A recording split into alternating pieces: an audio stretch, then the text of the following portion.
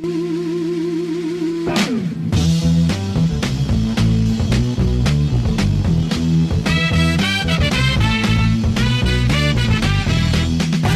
are about to get messy. It's time for the Bennington Show, the only father-daughter radio show in the history of radio. Can Argentina beat Ari Kane and his brother, The Undertaker? We'll find out today. I'm Chris Stanley, and there's only 2 games, 1 cup left. It's Ron Bennington, Gail Bennington, the Bennington Show. Well, my mind is going through them changes. I feel just like committing a crime. Every time you see me going somewhere, I know I'm going out of my mind, yeah. Oh, my baby, she left me the other day, and we were having a lot of fun. Oh, she knew I just love her so, and that's the reason why she had to run. So right, you know what I mean? So right, what I said. Yeah, buddies. It's Wednesday. We're the Bennington Show, the only father-daughter radio show in the history of radio. I'm Gail Bennington. I'm Ron Bennington, and Chris Stanley had to run down the hall as he said he needs to TT. He really has to bad. Yeah. And right now, this is like the one time you shouldn't be peeing is the beginning of the show. Well, he's very busy before the show, and no kidding, Earl is never any help. And that's your kind of brand now, Earl? Are you staying on brand? Or? He got me an iced coffee, but I had to say, after he agreed to it, and then he starts telling me something about Reggie Jackson, and I'm like, where's the iced coffee, Earl? Here's a funny thing. The other night was the home run derby, right? Yes. So obviously I'd like to see one of the two Phils win, right? But it also doesn't matter. Sure. It's a game that's just supposed to be fun. It's about fucking batting practice. Yes. The second it's over, Earl's like, Schwarber upset in the... I go, how is it an upset? It's fucking batting practice. It's not real. He just wanted to bust my fucking balls. Why? Why would you do that? I didn't mean to bust your ball. It was just a shocker because... It's not a shocker. It doesn't fucking matter. It's not real. There's nothing in baseball is like, how many home runs can you hit during batting practice? No one pays attention. It's a fun night. There are people who said more people enjoyed watching this game because of the Philly audience, because they booed everybody who wasn't from Philly. Love it. And then they cheered everybody who was from Philly. But the thing that was the funniest is they had little kids in the outfield and they were shagging flies. And if these kids dropped the ball, the place booed. 10, 12, 13-year-old kid. God, And- that's funny and mean and hilarious. But here's the thing. When people are like, they're the worst fans, look at their faces. They're happy. They're having fun with it. And the reason why they're happy is this is a multiple generational thing. Okay? Mm-hmm. They're doing the same thing their fathers done. The same thing their grandfathers did. Yes. And then now we're at a point where his great-grandfathers. This is going back at least into the 40s. It's our that heritage. we boo. When I was a kid, my favorite fucking baseball players, and I'm a little kid, it's Johnny Callison, Richie Allen, also Tony Taylor. I'm not going to lie to you. I love fucking Tony Taylor. I go to in my mind, it's my first game, but maybe not. And they're booing Richie Allen. And Richie Allen is writing stuff in the dirt with his fucking spikes. Mm-hmm. Like he put down a date and people figured out that's the date that he's free to get traded. You know what I mean? Oh, God. Then he put in mom that said, that people said, the only person I listened to is my mom, is what he was saying. People were furious. The league was saying, you have to stop scratching things in the dirt. The umpire would come out and kick fucking dirt over what he just wrote and fucking point at him yelling. And the place was going crazy and they were like, it's wrestling in Philly. It's not real. There are people that just enjoy it. But for me, when I was a little kid, seeing people boo Richie Allen and then basically yell out racial things as well, it was like, I don't even understand what's happening here. Right, because that's your hero. That's my guy. And then when he left, he said, I'm not Richie Allen anymore. I'm going to Chicago. I'm Dick Allen. And I know what that was based on. It was based on Muhammad Ali. It's saying, I'm not Cassius Clay. Right. I'm Muhammad Ali. And he's just saying, don't call me Richie Allen anymore. I've never stopped calling him Richie Allen. I refuse to call him Dick Allen. You picked the name Dick for yourself? I'm confused why anyone would make that choice.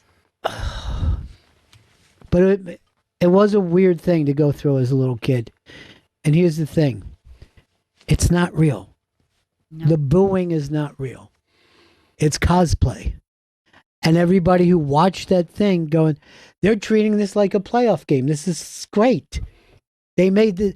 And then for Earl to turn around and try to mock me... That's not right. While I'm laying in a bed recovering from my cancer treatments. Earl's disgusting. That's not right, because you were just having a nice evening. But here's the thing.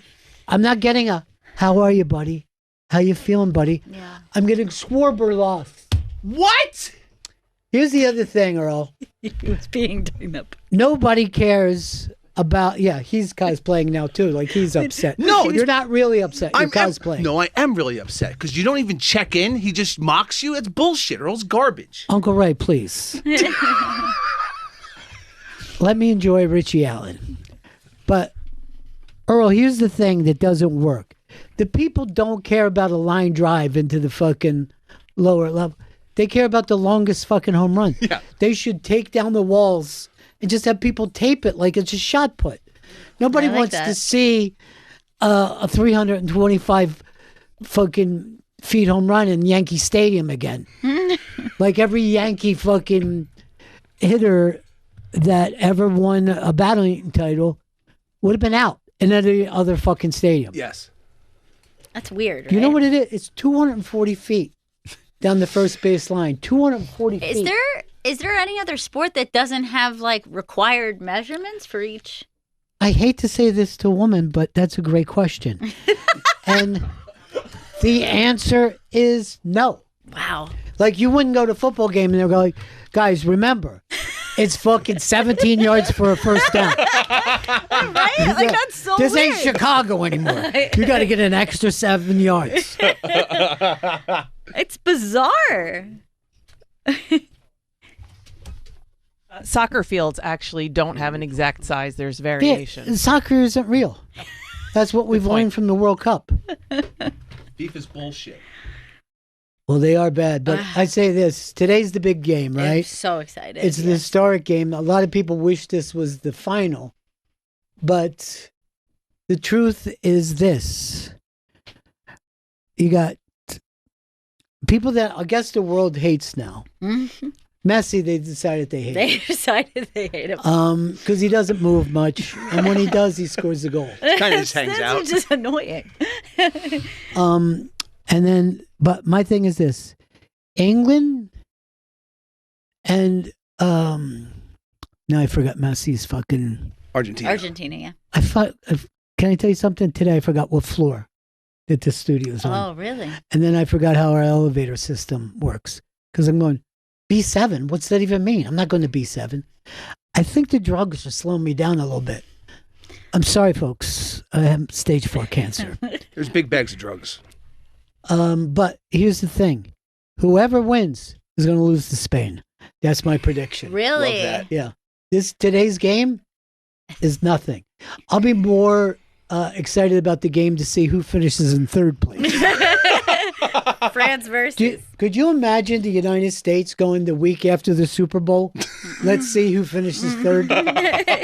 It's just so far out of our really capitalist way. I forgot they did that, and I was like, well, "No, this makes no So sense. the Who third gives a place, shit?" the third place game will be on Saturday, and the World Cup will be on Sunday.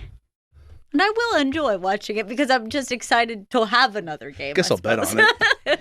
Now, is it just going to be a repeat of these games, or the two losers? It's the two losers, Okay. Yeah, it'll be the two bums. Yep. We should just have the entire audience be in Philly. Chad in Albany. Yes. Hey, what's going on? $1,000,000.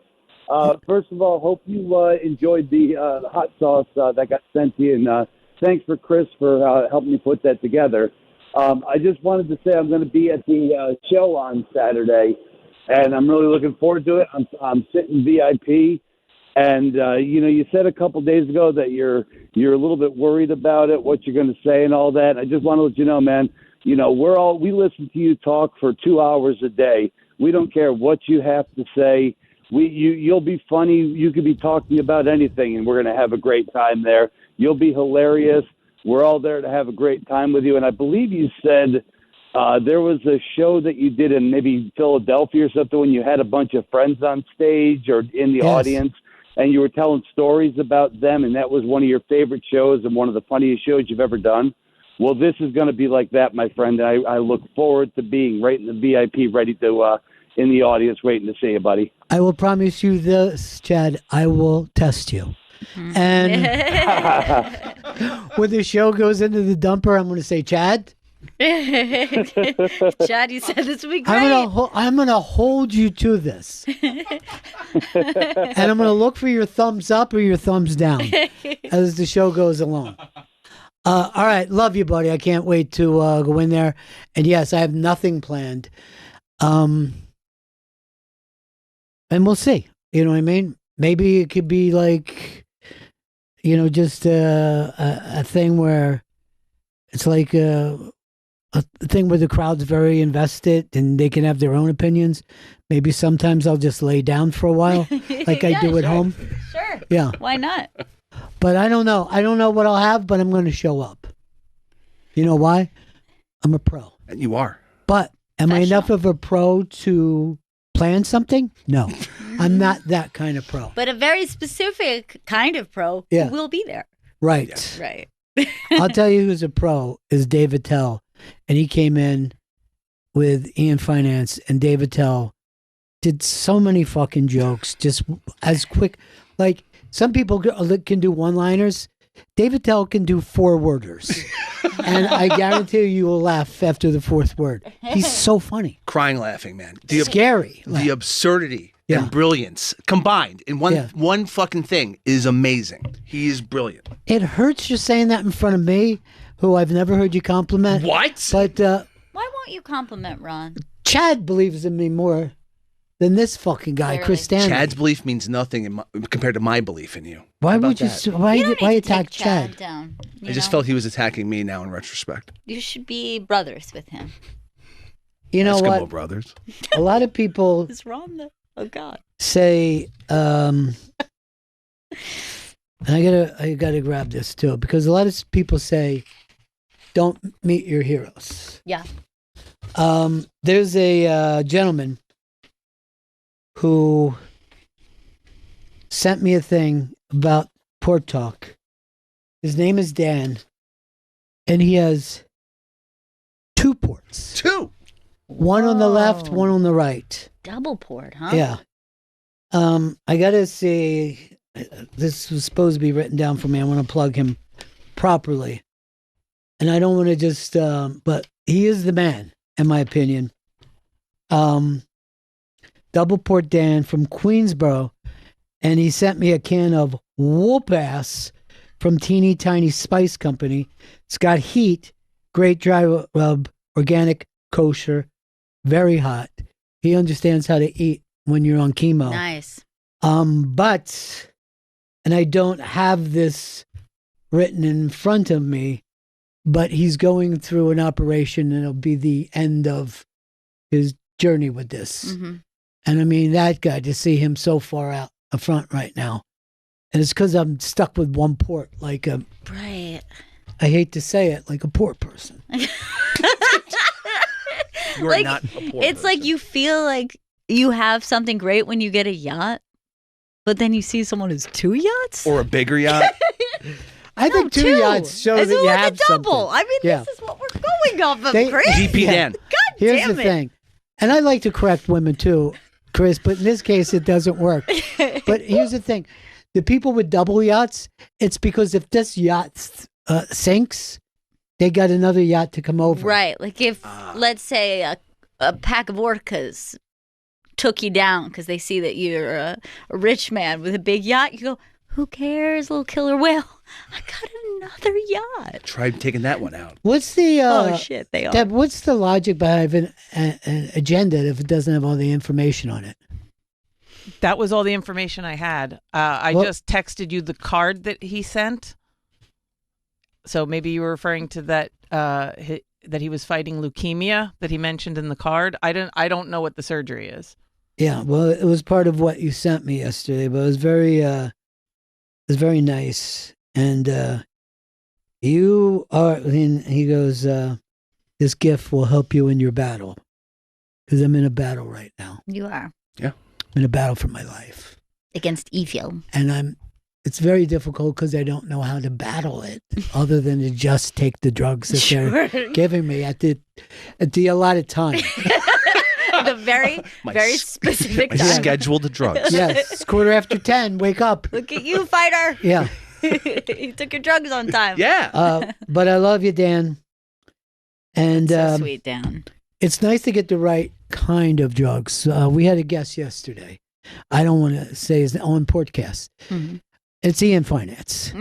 And he brought food, which, as you know, food is a difficult thing to do while you're going through this, Yeah. particularly when you're getting it pumped in at that second.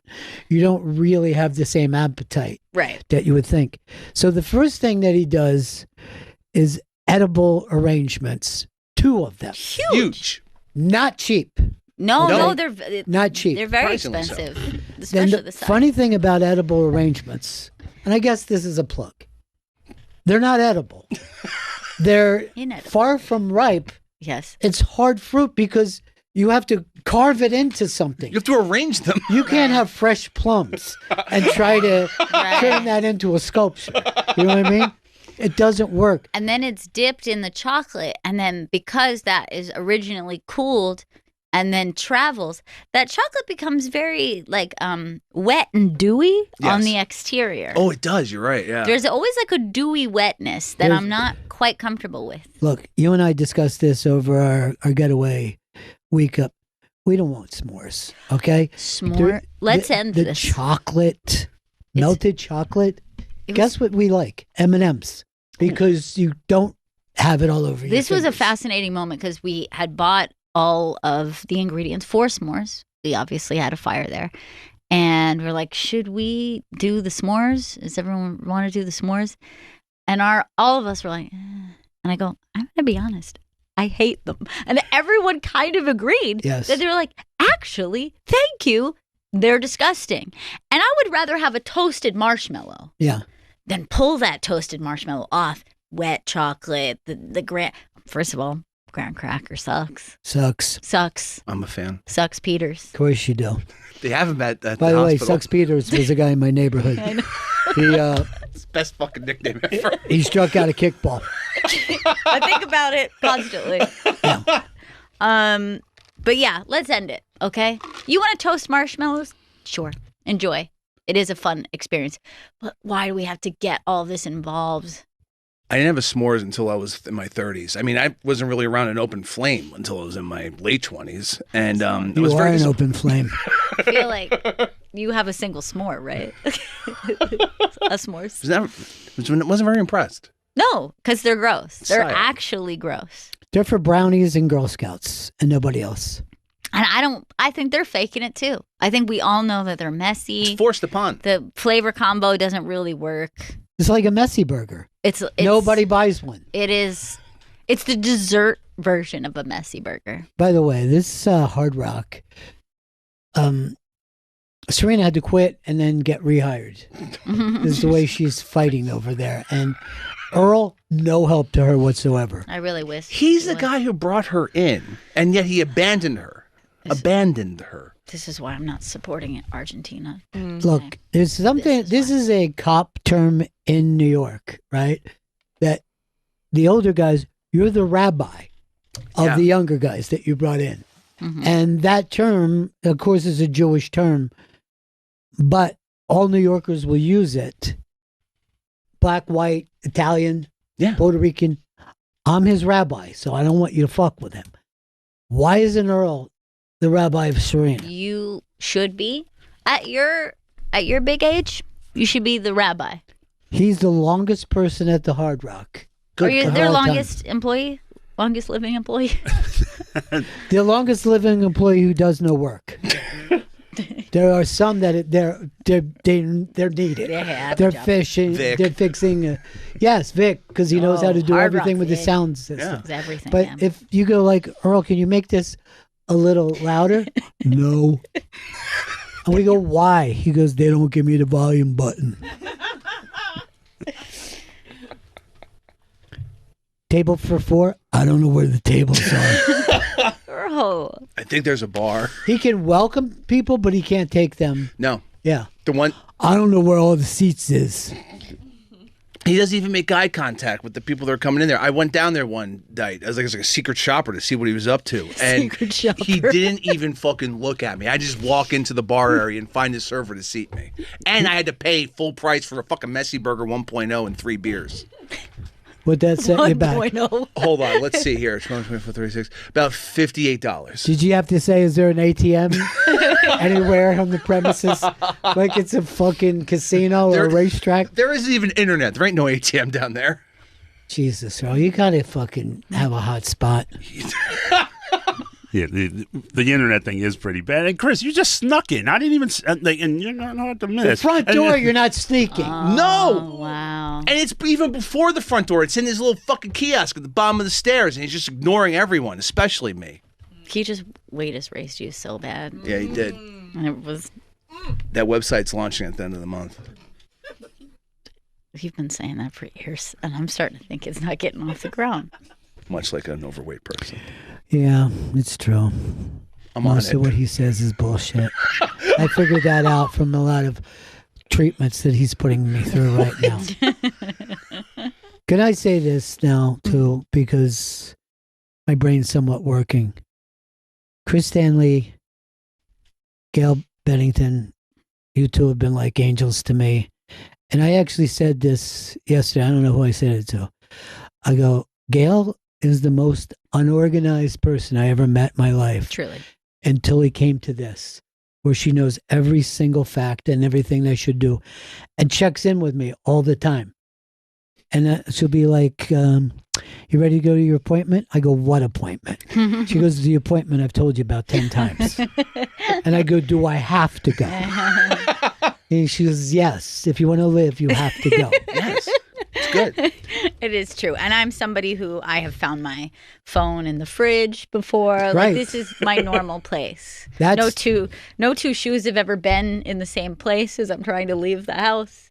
So it's a little out of character. But let's say this. I mean, I think the one place that I've always wanted to go with this is it is about the families. You know what I mean? Because for me, I have this. I have to do it. You guys don't have to. You guys could disappear. You guys could live your personal life. And I'm constantly telling Gail, you don't have to come to this. And then she sees that as an insult. You know what I mean? How dare you? She goes like, why don't you want me there? I go, no. I want you to be in your life. And Chris is the same way. Chris is down there waiting for me many days when I come in. Hey, Ron. It's really sweet. Here's some bread. You gotta stop baking so much bread. It's gotta be expensive. Let me give you $500. No. Is that the cost of bread these days? I don't know, Flowers but is I up. feel like it should be covering it. I mean, he brings me bread. He brings me 420 sauce. I love it. And finance, probably a small fortune to bring in raw seafood to me. Dude, and by the way, in the middle of a parasite epidemic that we're having, Yes. the fresh fruit is actually worse than the seafood right now. It's Yeah. hard And I'll to tell you believe. this is what's crazy about it. Yes, I'm thinking about everybody's sending me things about it yesterday, like especially like parents with little kids worried about Yes. it. And I'm sitting there thinking about it, and I'm 3/4 of the way through a big old salad. And I go, God. what the fuck did I just do? It's scary. Everything is raw in this fucker. Why am I eating a salad? Why did I eat a salad? And so then I start I'm in the waiting room. You're doing a podcast. Yeah. I'm messaging my friends. I'm terrified. I'm just going to start explosive diarrhea, shitting my pants in the middle of this place. Like, what the hell am I going to do? And then my friend writes, you won't know for 2 weeks. And I go, what? I thought I would start to get symptoms immediately, or at While least you're at within a 24. hospital. Yeah, at least 24 hours later. No, she said, most of these cases, it's 2 weeks after exposure that the explosive diarrhea starts. Like, I just opened up a new store with my partner, and it's called Jars and Cans, and it's what you want to have in today's world. All right, these cans, a lot of these beans will last hundreds of years, I love Yes, this. this is and good. nothing can get inside of it. This Perfect. We're having a canned summer. The problem is I don't sell can openers, and most people don't know where to get them anymore. Also, that a pull tab? as this news No. was breaking, they're just like, one of the worst is like fresh berries. And I was just like, I just we've saw been that. fucking It's my grazing favorite on thing. fresh berries for 5 days straight. The children picked blueberries for us, and we ate them day after day. Yes. And also, I'm pretty sure fresh berries are 80% of my children's But also, consumption most times. you're eating locals. Most of these things come in from somewhere else. It's like I Yes. feel like it's like factory farm stuff. Yes, Is- but then, so here's another one that I saw. So it's not only at this place, they just think this could be patient zero, or at least like where it came from. And so now the articles are saying Taco Bell Not the Bell. could have, because of the fresh It's hard- lettuce. It's the lettuce. it's hard to believe Taco Bell So- would serve you Poop anything. Poop box. So then I'm sitting there reading the article, but instead of it making, I'm just sitting there like, God, I could go fucking Taco Bell right now. It's been a long time Nacho since I had. Supreme? I'm gonna order the diarrhea supreme. I still think walking down the street with a bag full of fucking oysters on a 100-degree day is probably worse. Also, It's with gonna the be- amount of food Ian brought, Yeah, it's a small room that this is happening in. true. I mean, it was like And I'm working 2 cameras, and then he's handing me fucking giant edible arrangements in a big old bag. The amount of things that were there was no fucking floor, no room on the floor. this is the entire best thing. too. Like when they come out of the elevator, I'm sitting there to like greet them at the elevator in the lobby, and I see Ian, and before I can even say hello, the first thing I just say is, "What have you done?" Like, and then Dave's just like, "He went crazy. He really went too far." He went too You far. mind if we smoke? I expected Dave may have brought candy. He likes to bring candy. He likes to bring candy He for does, wait yeah. staffs. Yeah. But Everyone likes instead, candy. it's Ian with just giant square footage of fucking fruit. You know I mean, what it tell does? He'll bring candy for the wait staff wherever he goes, and everyone's like, he's so sweet. But here's the thing: they never stop talking about him. And they all want him to come back. They're always saying to the booker, we should get a tell back because he has fucking all the good candy. candy. It's fucking brilliant. What It's kind of a great- candy is he throwing? Chocolate, gummies? It's what are we doing? mostly penny candy. You know what I mean? Okay, I think cute. he stops at that place that sells the old candy down in the Lower East Side, which is, I mean, it's one of the greatest stores I ever went to. It's a warehouse full of candy that you haven't seen since 1965. And people leave there with tons of candy. The Ray's candy store, I think it is. You know I don't what? know the name. That's safe from the parasite.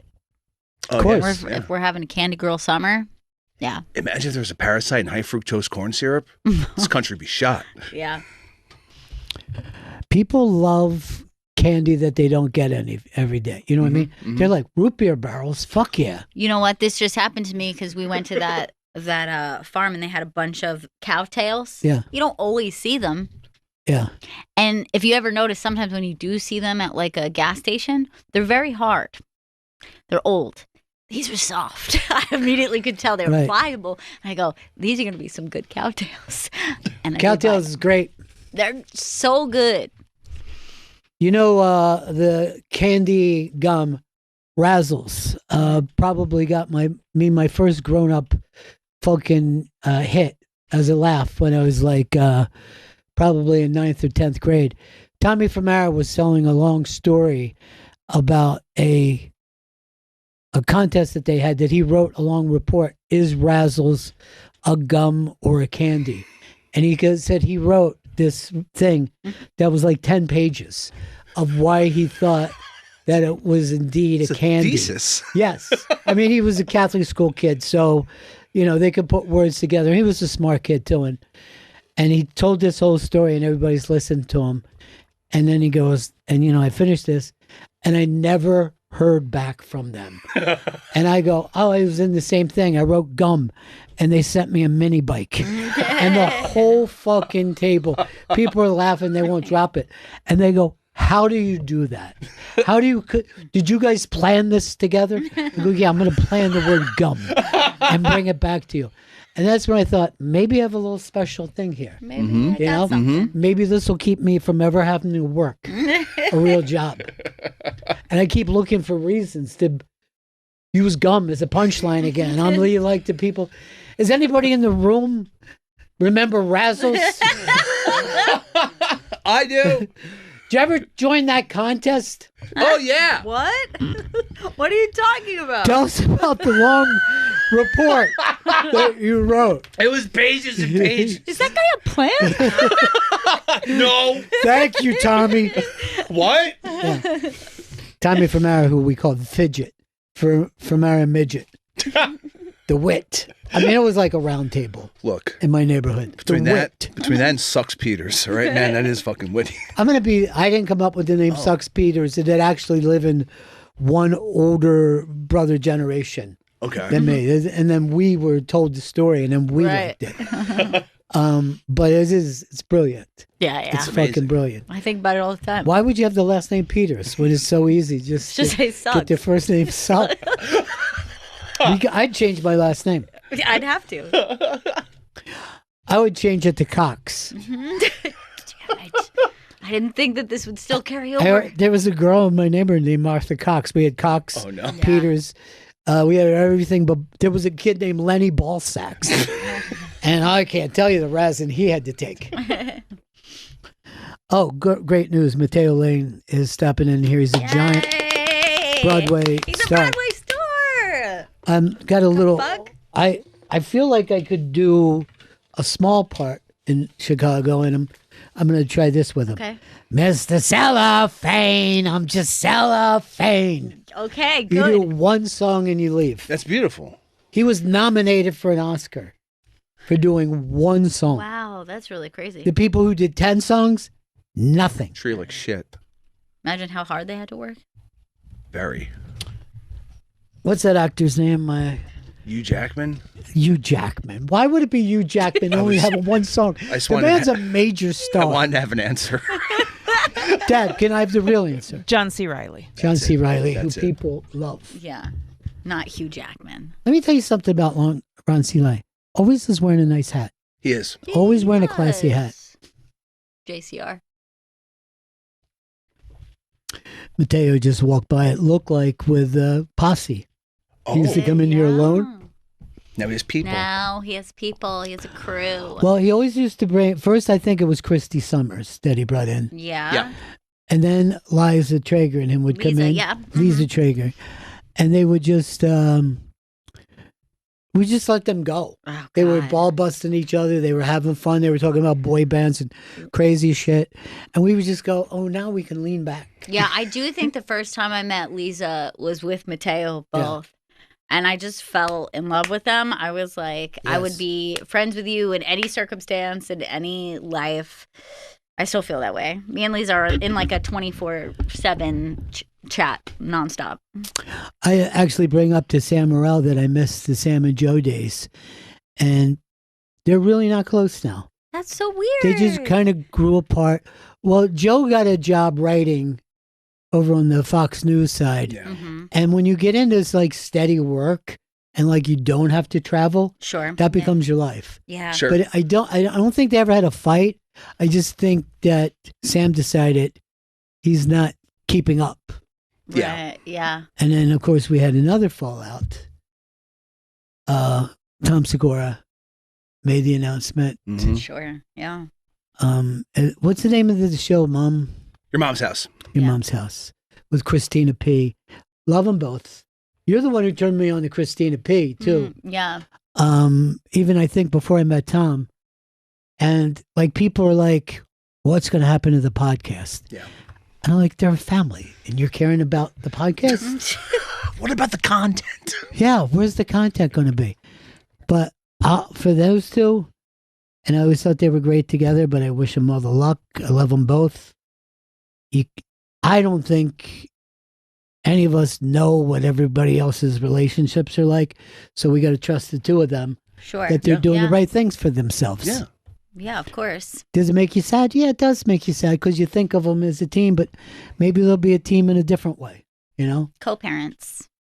Maybe still co-hosts, perhaps. Why don't we call all parents co-parents? That's a good question. Is it because the men don't do much? Yes, that's it. Like they have to start parenting once the women are in a different home. They go, Jesus Christ, I have to do half of this now. The thing that happens, this is the way fathers used to be. If you were a good father, if you said to your wife, tell me who needs to be hit. Mm-hmm. You know, did you say that I would hit one of them?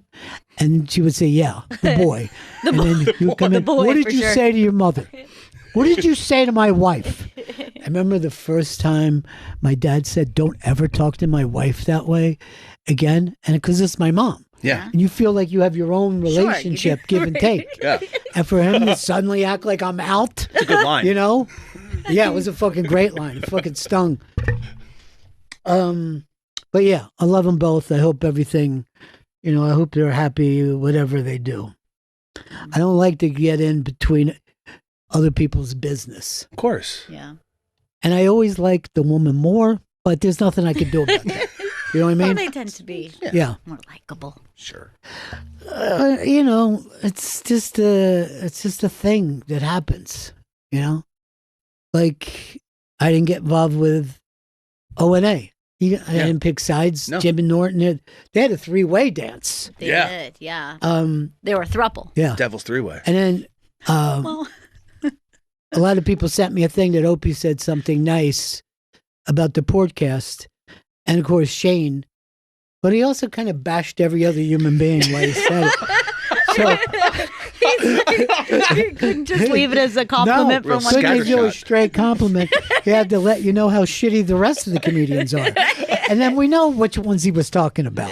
Yeah. He was talking about his comedians. But, you know, I love all those guys from that because of our history. Of course. You know what I mean? Believe me, your history is a weirder thing as you get older. You know what I mean? It matters to you. Like you go, at least we had these years together. Yeah. You know? Those shared experiences. Those shared experiences, which you don't, the older you get, the less shared experience. Yeah, and those specific ones you can't recreate. You Right. have them. I'm hoping to make some new friendships in the extended care. But most of that is just going to be about pills and how much we're afraid of the handlers in there. Did they steal your things too? Yeah, he held me down. I have a lot of chocolate that's been missing out of my drawer. I knew I had more underwears when I came in here. Oh, don't you know that derails? You know that derails. I want to put Earl like in a white hospital suit and just have him push me around Riverside Park. I got that idea today from Jim. He goes, that's all you see there. So it's a funny. good idea. Earl, would you mind wearing that like little white outfit like you were one of the mean guys in One Flew Over the Cuckoo's Nest? Medication Yeah. time. And when I'm in the pool, you start taking a crutch and trying to hit me with it. Then I won't hit you, but I would put the whites on. All right, you got. If you can't fucking play the part, Commit. The Just say- whites. How dare you? yeah. You run. That's how he refers to everybody on the show, is the whites. That's fucked up. I got to go in there with the whites today. I actually have a theory that reverse racism is 10 times worse than racism. I like this. Tell And me I'll tell more. you why. The whites, as we're referred to, are not used to being aimed at us. Exactly. We're so uncomfortable with it. It's Yeah. more sensitive for us. Thank you. It's a raw nerve, literally. Yes. What do you mean literally? I don't think it is I don't think literal. so. Yeah, it's not. Figuratively. Yeah. It's not an actual walnut. Juju's going to think where she says literally Yeah. all the time. So, well, I'm making the two granddaughters watch the hot dog eating contest from Coney Island on July 4th, which they're screaming Yeah. and Are they? gagging Yes. the entire time. Frankie had to leave the room because she started to gag so bad. Yeah. Really? Yeah. And I go, can you eat that many hot dogs? And they were yelling, he's eating two at once. What is he doing with the bun? I go, he soaks it in Gatorade. That way Like it goes we all down. do. Yeah. So the judges there, they wear those old timey 1920s straw hats, Yep. right? Mhm. And they look great. And I go, I wish I had a straw hat. And Juju looks at me and she goes, you are literally wearing a straw hat right now. And I go, yeah, but not that kind. No, I know the one you're talking But about. the way she pie. looked at me Is that like it? I don't even know what's on my head. Come on, Juju. Chris, I'm not happy when you try to bully my Yeah. granddaughters. That's weird. Is Yeah. it a pork pie hat? Is that that? I think it might be. It's the type of hat that you want to punch a hole through because you're happy. You know what I mean? Because your voice just, yes. It's a straw pork pie. It's similar, but it's called a straw boater. Also, Come sometimes on, a skimmer Chris. or a basher. I ruined everything. It's because you have a straw boner. Look at those hats. They're fantastic. Yeah, look at it. Why didn't somebody bring that to me when I'm in the hospital and not a bunch of raw oysters that had been sitting in the heat? They're actually Hot oysters. steamed now. This You- from being in the Steamed plastic hams. container. I feel so. 100-degree I keep heat. thinking back to his sad face. And we're like, Oh. maybe later. I think that's what I said. Maybe when they're older and have been out more. With contaminated lemons. Let's go over the people that have done podcasts. Gail, of course, was the first. I was, yeah. Really a second, tester. James Norton. Oh no, second I think was Joe List. Joe List. So, Yeah. yeah. And then James Norton, which I was kind of sad he didn't bring Nikki because I like ganging up with her against Jim. Not in a bad way, but just telling him things that would be bad would be great. Like, why don't you adopt a Chinese child? And I think Nikki would finally be nice if that happened. Next was Sal Vulcano. Shane Gillis was next. after Shane James. Gillis Yes. was next. Mm-hmm. Then Sal Vulcano. This is an unbelievable list of guests. Yeah. Yeah. And the people that are willing to come into a hospital, okay? And the, It's a real hospital. yeah, in the cancer ward, Mm-hmm. where their friend is getting chemo, and they hear the noises of the hospital making them scared. Yes. Oh, yeah. And there's many noises. It's Yes. funny because I usually greet them in the hall and they're a bit like a little like happy to see me, a little skittish looking around. But it is when they enter the chemotherapy suite that Yeah, I that's start the to word, see suite. them get, they start to feel like a little jittery. Well, I would make fun of them, but I did the same thing the first time I walked in there. Yeah. But I was the one getting the chemo. Yeah. Yeah. But I really didn't know what to expect. it's really weird how these days have become easier for me because I have less what's next. Yeah. You know what I mean? Because I've been through it. But, and then they're like, I don't want to take the blood out of your port, which they can. Is it all right if I, give you 7 needles? I'm like, yeah, of course. Go. Just Stick keep, ya. it doesn't bother me. But yesterday, I think they took it out of the port, right? They did, yeah. Actually, they took it out of the port once and then once out of your arm. When I was in there, it was Yeah. out of the First port. at the port. And I noticed that my blood looked a lot more maroon than I was happy with. It's interesting. Here's another thing that I have to remember. The blood people, first thing in the morning, also want piss. But there's no warning No. And so obviously I piss before I come into the place. I get that. And then I have no piss for them. No. And that feels bad because my doctor sometimes will randomly ask for my piss. Yeah. And then sometimes I've already pissed. Yeah. Them That's literally what I just said yeah, to you. it's awful. No, Ron. I've had a unique experience. I mean, in it's which one thing if you try to my top doctor me, asked. but it's trying to time me. No, The fucking that's whole- what's crazy about it, Ron, is that my doctor asked me once for piss and I didn't have any left because I already peed before I left the house, Ron. Yes, I Text us. understand. But so then I had to promise my piss later. I promise you, when I do piss, it's all yours. And I had to come back a good 2 hours later on my way to somewhere else with my piss in a brown paper bag in that little cup. Yeah. Because they never want you to hand them the cup. No. They're grossed out by piss. Yet they're constantly asking for it. What's that tell you? Well, that tells you that It's not their they're kink, doing Chris. stuff that isn't their kink. Is right. But they don't mind taking the blood. Yeah. And that seems more dangerous than piss. Much more dangerous, more viscous, thicker. I have went to like two different places when I was pregnant. They're constantly wanting piss, they're wanting blood, they're wanting everything too. And one place it was like they had like outside of the bathroom, there was like a little place where it's like you put your name on it, like Yeah. and you put it in like a little spot. So then the next place I went to, I thought, hey, we're doing the same rules. And I walked out and they were like, oh my God, just put that in the bathroom. Like, we'll come collect it. I go, Yes. I didn't know which one.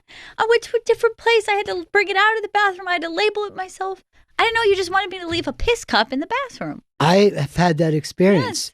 And a woman, I'll just say an uptown woman, Okay. was like so upset that I came in with my piss held out like it was the Olympics. That's torch. patient shaming. Their entire job is Can I tell juggling you, pee and blood. I am never going to be like you and attack nurses. I love nurses. You're fucking Joe DeRosa, dude. I am not. You are Yes, Joe you are. DeRosa. I love nurses. He did an entire special where he act like nurses are fucking worthless and the doctor is the king. And it's weird because you hear usually the opposite from most people. They go, oh, the doctor doesn't give me the time of day. Right. We're busy, no personal connection. The nurse sits there. They'll fucking, dress your wounds. They'll like take care of you. They'll like ask you how you're doing. They'll talk you down. They'll fucking change your goddamn diaper. A True. nurse. And they will do it. And all the same, well, know exactly what the orders are from the doctor. Like my nurse, he's the head nurse. I really go through him. Yeah. And then he'll go and get the verification from the doctor. But he's there for me all the time. He's there for you all the time. Yes. He's there for your mother all the time. Ask me anything. I'm always up 24 hours a day. And he's fucking amazing. Yeah. And then one day I finally figured out he's doing all this stuff for us. I'm not his only patient. Yeah. I'm one of probably 50. And I can't believe what he does just for me. I'm actually using him as travel agent. Change my schedule. And he's always adding hydration. Yes. Yeah. I always go to him first and foremost when I'm like, we need extra things, need things moved around. I didn't get hydration yesterday. And I said to the nurse, do I get hydration today? And she goes, you're getting it on Tuesday. Do you really want hydration? So Yeah. I go, yeah. I love it. I want constant hydration. It makes me feel better. I can't drink as much as this cancer is asking for. Gary Goldman has done a show. Great. Just great. And we've got how many in the can right now? Four, but 5 comedians. 4 separate podcasts, 5 comedians. All big names. All fucking great names. Big All names. Really? killers. Yeah. Oh, yeah. All hysterical. All lovely. Lovely. Lovely people. It's weird to say. I didn't know. All are lovers of mine. That's how I book them. Aren't they lovely? They come with jokes. That's how fucking easy it is to write a bad Stevie Wonder song. Stevie, I wonder what happened to your talent. Was it ever there to begin with? Do you ever have a touch to lose, man? Here's the thing: when he dies, everybody's going to feel bad. Yeah. Well, But I say bet sorry. not as bad as for others. Like Okay, who? so what? Who are you going to feel more than? Paul McCartney. You're a fucking racist, dude. I'm not Wow, racist. that's what it is, I'm is the going race. under the umbrella of musician, not race. Well, do you honestly think post Beatles, he's written worse songs than Stevie Wonder? He's written worse songs than Stevie Wonder, but he's also written better songs than Stevie. Give me one that's better than any Stevie. Jet is better than any Stevie Wonder. Jet embarrassed us, Beatles fans. I get, but look, we're going over the. Can I tell you yes. something? When he starts to come up with names like Sergeant Major, it always has been embarrassing. Oh, there's a thing. I've never seen this before.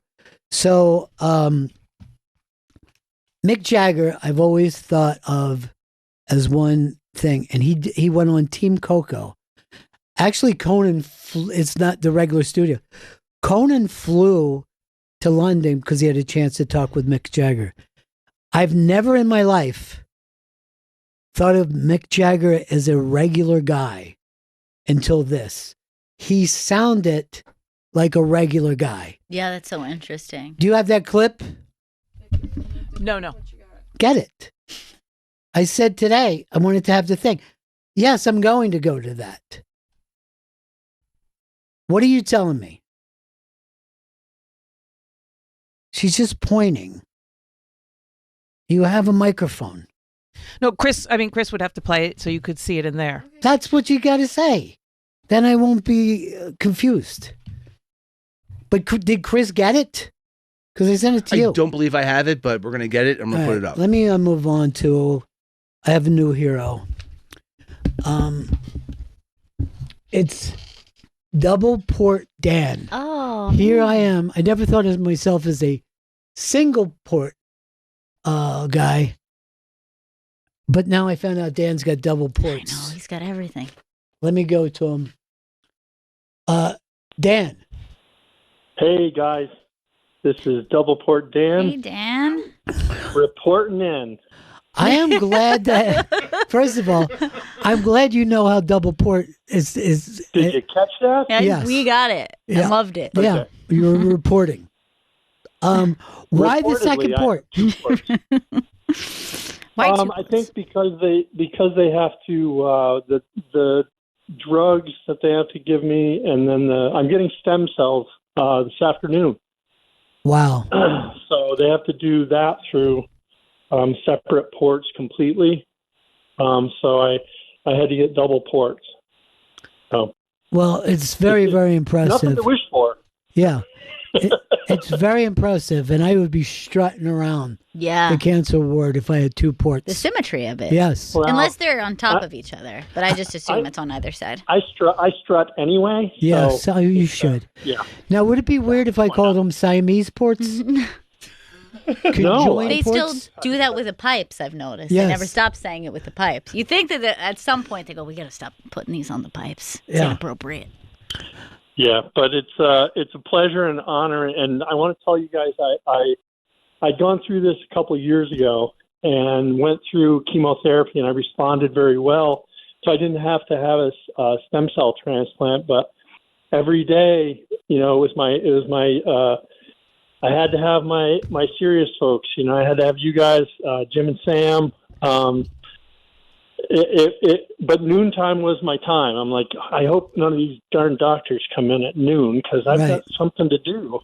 But it's very important for me to tell you how important you are and what you're doing to raise awareness about all the stuff that you're raising awareness on, and how proud I am to be part of that.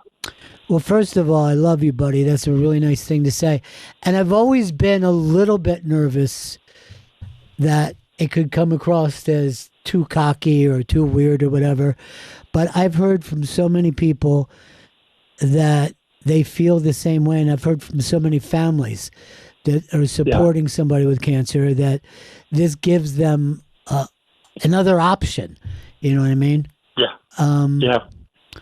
And well, especially because I have two children, and keeping them, being there for them is as you know, it's the most important thing that you can do. And having laughter and having the right attitude really does make a difference. And I think it's going to make a difference for you. I do believe it's making a difference for me. Yeah. And I think we're both going to get through this one way or another. One way or another, Whether you brother. have one port or two ports. Yes. Well, I love you and I admire you, buddy. You're just the best. And Well, I'll touch base later on, and I'll keep you guys updated. always feel free. And when you're talking about helping people, that is the next thing I want to figure out how we can help the people who are already helping people. I don't even know who they are or how to reach them yet, but I think that we could be doing more in that thing. And service feels great. It really does. Yep. It does. All right, Dan. I love you, Thanks, buddy. Dan. Stay in Thank touch. you so much for your time. All right, peace. Take care. He's a good guy. I mean, obviously, he's a better guy than me. He's twice the amount of. Twice the port, yeah. I'm a little jealous right now. Victor, North Dakota. Hey, guys. Yeah. Hey, Ron. Kind of hard to come in behind Dan there with his double port. Yeah. I know, Great. it's too much. No pressure there. But no, I wanted to say thanks, Ron, the same as Dan was just saying and touched on that, you don't know it, but you've done about 2.5 million miles in this truck with me over the last 25 years. And I've actually got my treatment coming tomorrow for 17 months now. I did 6 months of chemo. February of last year, found a lump on my neck. Uh-huh. Went to the doctor. He sent me down to have a biopsy, and it came back cancerous. So my 60th birthday, I was doing a bone marrow biopsy. Good ways to spend your birthday. And then I started the 6 months, and listening to you talking about this, just being 17 months in now, you made me laugh when you told me, or when you told us that, you just sat there, you and your chick, when they told you had cancer, because me and my old lady was the same exact way. And, you think when you hear that you're going to freak or lose it, and you're punched in the gut is what happens. And then your second thing you said that brought me to tears is the hardest thing to do is to tell your loved ones and your friends. And that really, that's harder than being told you've got this shit. I couldn't agree more. And here's the thing. It does seem to be laughter and tears. Like, you have to let yourself be worried about the people that you love. It makes sense. And that's a good place for it to go sometime. I'm not saying you live there, but you can't ignore it. You know what I mean? You've got to meet it every once in a while. Yeah. And you've got a fantastic support system It's around insane. you. I've got a fantastic support system around me. And you talking about the doctors, my nurse, my main nurse, is just like the guy you were describing. I've got my oncologist's cell phone number. I mean, and my nurses and the gals that give me my injections and infusions, I call them angels. I tell them every time I'm in there, I said, you guys are literally angels. I said, this is just, and they treat you like your family, I mean, because like I said, I'm going in tomorrow for a PET scan and my treatment for 4 hours. And then, but I tell them every time I'm in there, I said, you guys are angels. And I love your thinking of a guy's got to do something to recognize these guys and gals, because they are literal angels. Well, I'll tell you this. I feel like a lot of them only have one foot on earth. You know what I mean? I feel like it's amazing to me that when you look at somebody and you're like, okay, you've dedicated yourself to healing and to people, and the one thing that kind of breaks my heart is the people that don't have people with them. There was a woman that I was looking at the other day, very, very thin. She's all by herself. She's probably in her 70s, 75 years old. I go, I don't know if I could do any of this by myself, Right. And she ended up, being, a little extra sick, and they took her off, and, I may never find out if she's okay or not, because I was just observing her across the room. So the support system is ridiculous, and it's very hard to be helped like that. It's very hard to have your daughter and your son help you because you feel like, I'm supposed to be helping you. And then I got my granddaughters who they don't know, and yet they kind of know that this isn't normal. Yeah. You know what I mean? And Juju, the other day when we were upstate, I went away. I took a walk like I would normally take a walk, and then everybody got panicked and they silver alerted me because they thought I could be laying in a gutter somewhere. And then the next day I was walking with Juju and Frankie, and she said, "You know how everybody gets scared and they go looking for you?" And I'm like, because I didn't know that she was aware of that. And I'm like, yeah. And then she's like, "Are they going to come looking for all of us?" No, no. And I go, "No, I don't think so. I'm going to start walking back now." But you don't want those kids to just think of you as a frail old person. I appreciate you so much, Victor. Thanks.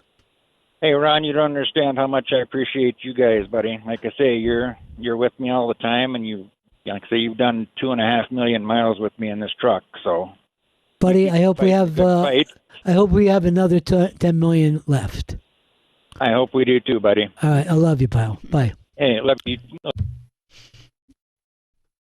A lot of people also said they've never heard men say "I love you" so much in their life to each other. And I go, I've always been that way with my friends.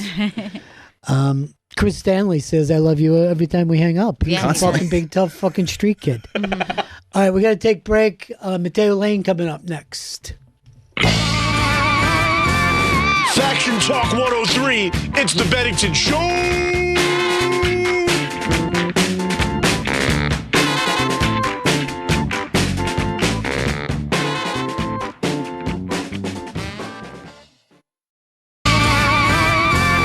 Faction Talk 103, it's the Bennington Show!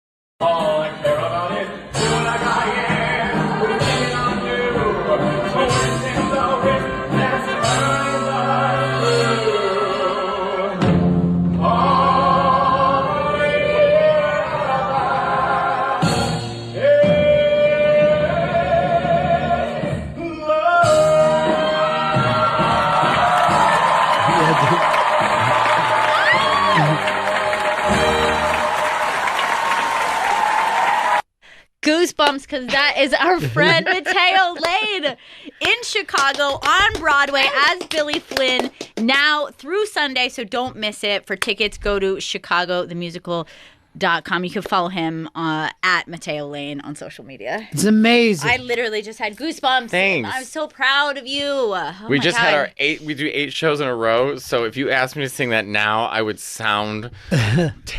It's so exhausting. I did one big note last night, and I thought, thank God for opera technique, because I thought if a gust of wind goes by me, everything will collapse on the inside. Like, it's just bare, like, white knuckling singing at that point. It's a thing that's just hard to believe of how physically difficult it is to do that 8 shows a week. Yes. But it's also amazing to know that you're now part of this history. I know. You know what I mean? Like, yes, it's fun to be a comedian and you do this and that, but Broadway has the true show business history that's 50, 200 years old, I'm slowly becoming Liza Minnelli. I've had my first divorce.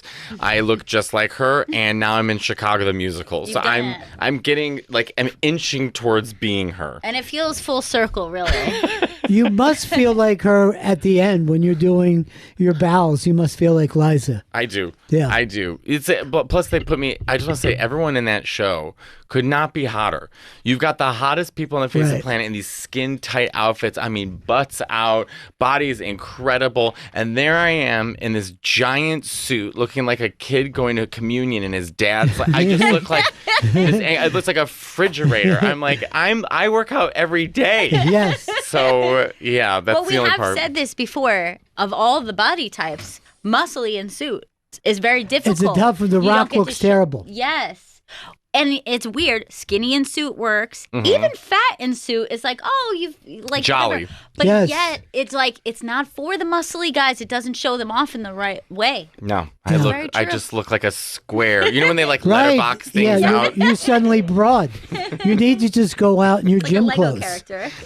I look like a Roblox character. Yes, that's what I was thinking. My kids are obsessed with it. I was like, Oh, what is I that play called? Dress to Impress every single So do- day. But that's how my girls start their morning. Dress to And- Impress? Yes. Maybe they can find you and then vote 5 stars for you. Let me just say this. That game, I don't know if you know what that is. Basically, you know Dress to I Impress. have to do it with them because my granddaughters are like, they're let's obsessed. do serious? it. Yeah, let's dress to impress. Okay, the game is for 2 people. Yeah. It's for 7-year-old girls or 35-year-old gay men. And when I play, and let me just say this, I have my straight friends playing with me, or I usually play Call of Duty and Fortnite with, and now we've got them playing Dress to Impress.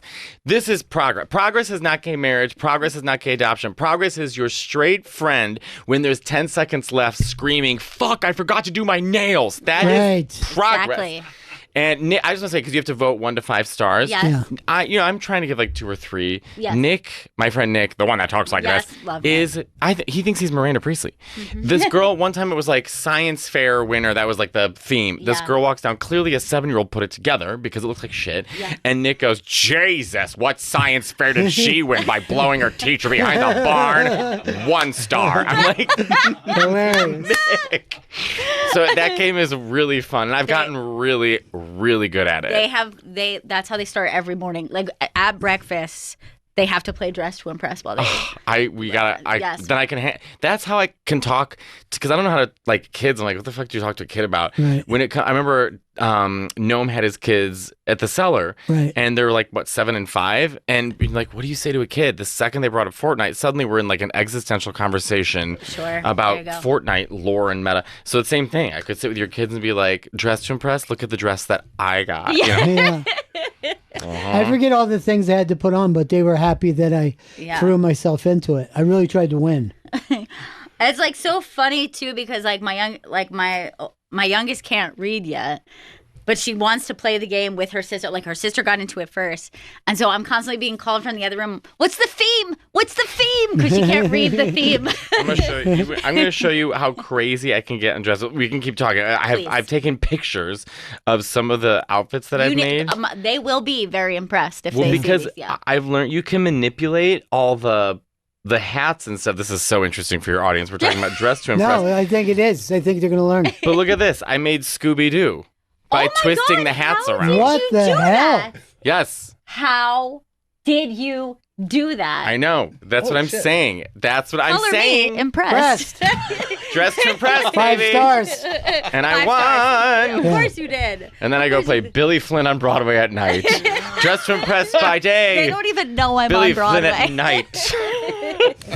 There's only 4 days left of this show. I'm I going can't to believe fucking it. weep. I love this show and I love the cast. I love Has this everything just been about a it. dream Yes. for you? Like it's like surreal, right? Yes, but the rehearsal's a nightmare. I mean, the people make it amazing, but it's 2 weeks to learn everything. And my character has the most lines in the play, or one of them. I mean, they're insane lines. It's Right. like, Rock gave a statement here which admit having had illicit relations with the deceased Fred Casely. Is this statement true or false? Who the fuck talks like that?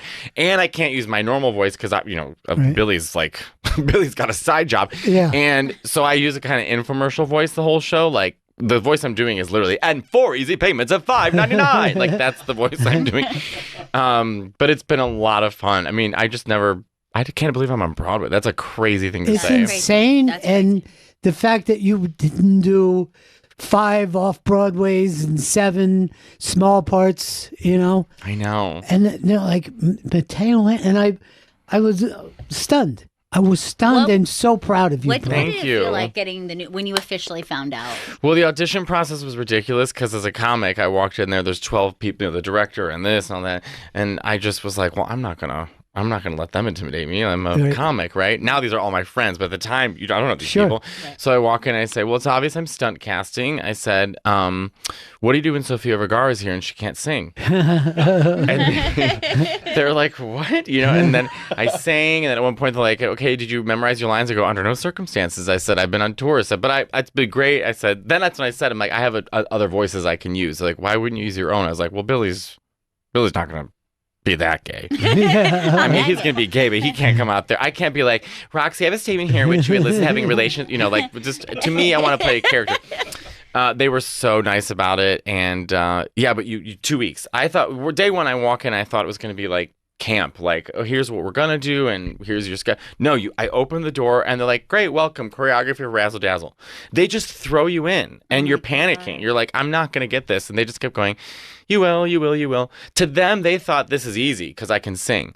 No one had to teach me singing. We learned the music in a day, done. Right. So for them, they were like, I think that's the hardest part for them is to teach people who can't sing. How are we going to get through this song? How are we going to, but for me, I was like, well, that's the easiest part is the singing. The rest is like the lines. Was the choreography hard to learn? Luckily, he doesn't really have choreography so much as moving around. Like Just even knowing where your mark is a lot. That's true, but it becomes second nature after a while. Yeah. I will say people are like, wow, you dance. I go, no. I said, I'm moving while the women behind me are breaking their spines. Right.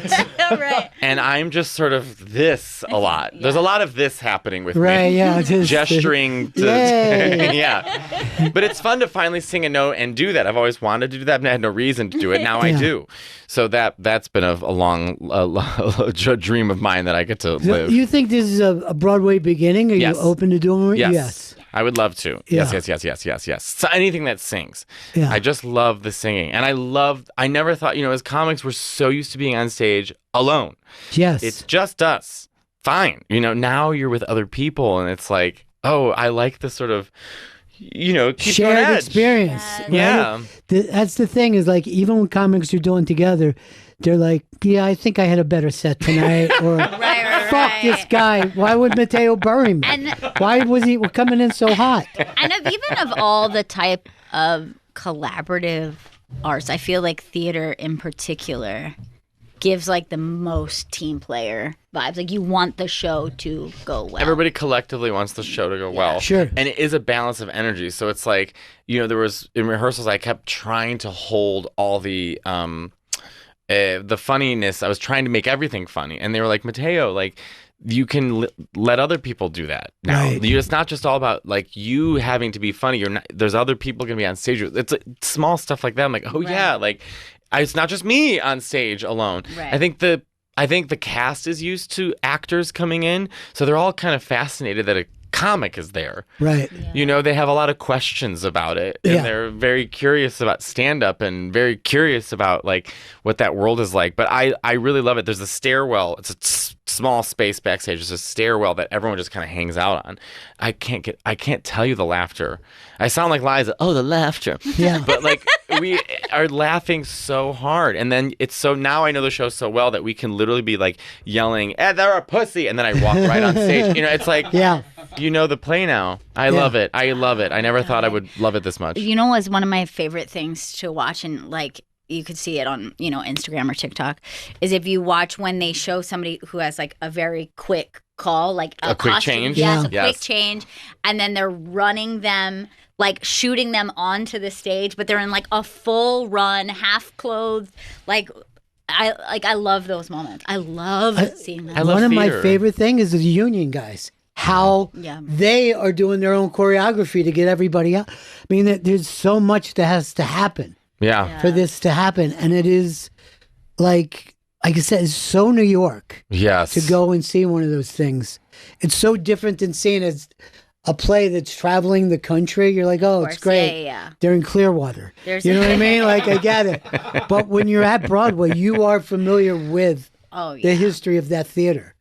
We were talking about how much we just love to go into a theater. Yeah. I mean, like no matter where it is. And be in an empty theater and feel it out. Empty theater and just come walking across that stage. Yeah. Looking out at empty seats and thinking, who else has done this? Yeah. All the way back to vaudeville. Yeah. Like you could just go upstate. Oh, and yeah. There's so like- many of yeah. those beautiful old theaters Yeah. upstate. And I you'll- prefer the old theaters. Yeah, me too. 100%. And then you'll hear like, oh, the Marx Brothers played here. Like, what the? I'm in the theater Yes. where the Marx Brothers were. I remember when I headlined Carnegie Hall. Yeah. You know, it's obviously intimidating. But right before I was waiting to go on, they have all the pictures of all the people that have performed there. And literally, there's a picture of me with it. I'm staring at Maria Callas. And I'm like, okay, Maria Callas has been on this stage. Yeah. That is crazy. That is crazy. And that kind of stuff puts pressure on you, not the The audience. Judy Garland album, you know what I mean, is Yeah. one of the greatest things that ever happened. Yeah. And that's where it was done. And there was a lot of those people who are like, you get there, and because I love to go to the theater, and they don't even use a mic sometimes. People Yeah. just sit and sing out. I saw Rufus Wainwright do that with the Christmas Oh, show. Yes. And I was like, this is amazing. This feels like 1920, Yeah. you know? It's, you know what it is? I think it's like we're so inundated with our phones and seeing curated and highly edited, and this, so it's almost now like it's what phones were to us in 2007 when the iPhone came out. Like, this is new and exciting. Now going to see live theater, live music, live shows like that course, feels yeah. like that. You're like, oh wow, there's actual people doing this. Yeah. And they're doing it every night. And you feel the tightrope, the invisible tightrope that the audience is with its themselves. Like, you don't want to see anybody Fuck screw up. up.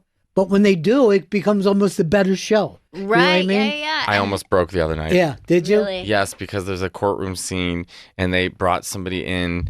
His name is Matthew, and he was doing something. And he kind of plays a bunch of different characters.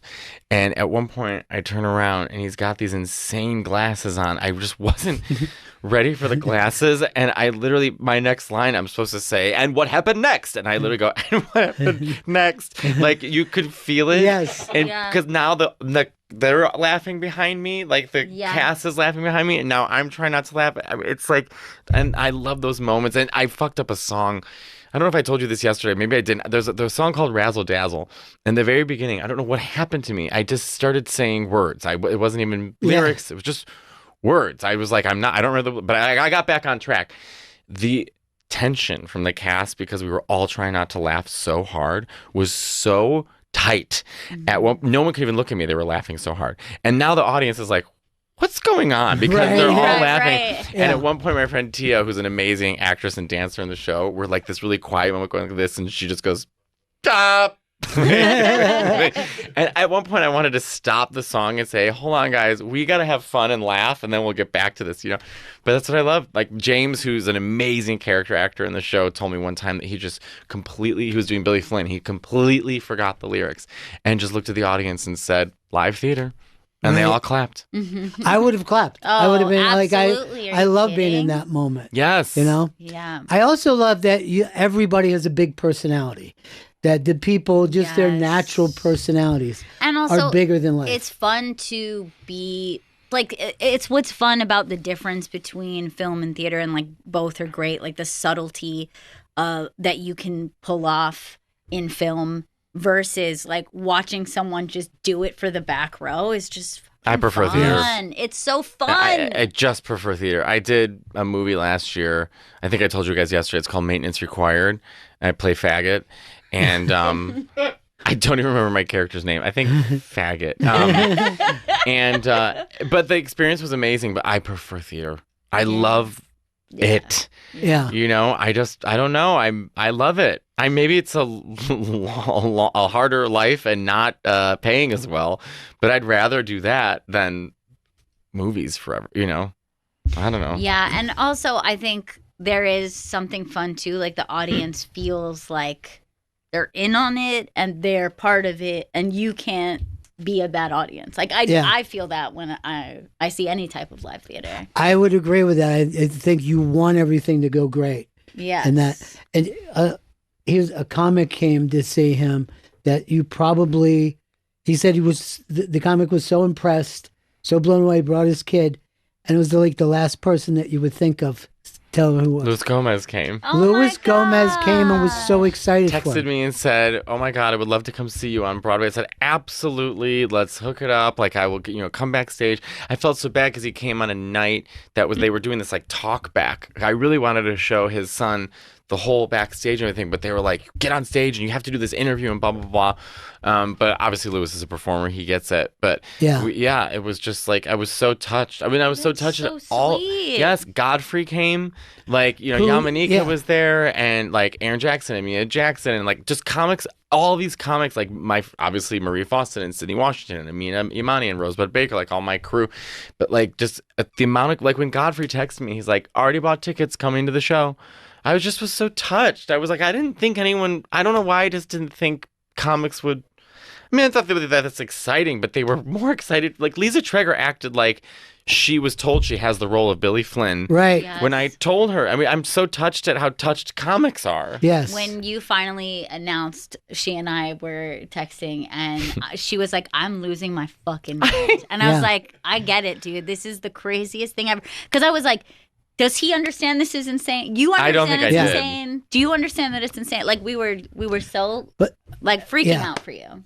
And I bet in the back of his mind, Godfrey has always wanted to do a role like that because he's so talented in so many things. Yeah, and he's so charismatic.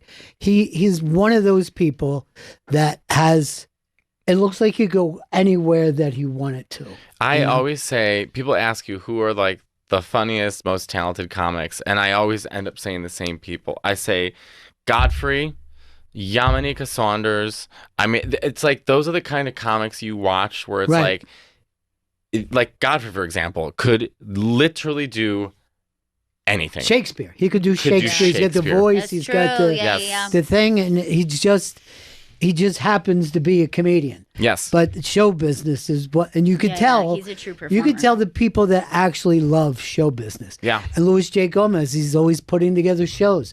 Yes, his stuff seems like it's in one place. It's still a show. Yeah. You know what I mean?